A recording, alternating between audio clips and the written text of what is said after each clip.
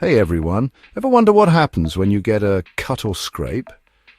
Let's dive into the fascinating journey of how your skin heals itself. Your skin is the body's largest organ, covering about 20 square feet in adults. It does a lot more than just hold everything in. It controls temperature, senses the world around you, and yes, it can even grow hair. Now let's talk about its structure. The top layer is the epidermis, mostly made up of hardened cells called keratinocytes that act like a protective shield. Beneath that is the dermis, which contains blood vessels, glands, and nerve endings. So you've got a cut. What happens next? First up is hemostasis. Immediately after the cut, your body acts fast to stop the bleeding. Blood vessels constrict, and a clot forms with the help of fibrin, acting like a temporary plug. Next comes inflammation.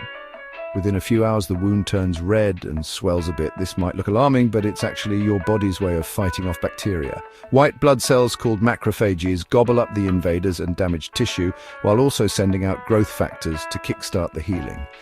Now we enter the proliferative phase. A few days in, cells called fibroblasts move in and start producing collagen, which forms the new tissue.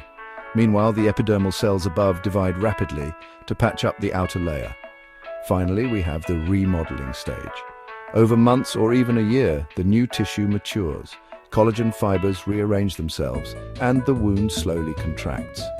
The new tissue isn't as strong as the original, maxing out at about 50 to 80% of its original strength. But what about scars? Well, they form because the skin doesn't fully regenerate to its original state. Researchers are still trying to understand why. Interestingly, some animals, like deer, heal much more efficiently than humans.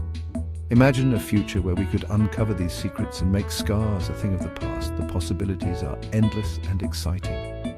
So, the next time you get a scrape, remember your skin is a remarkable self-healing organ.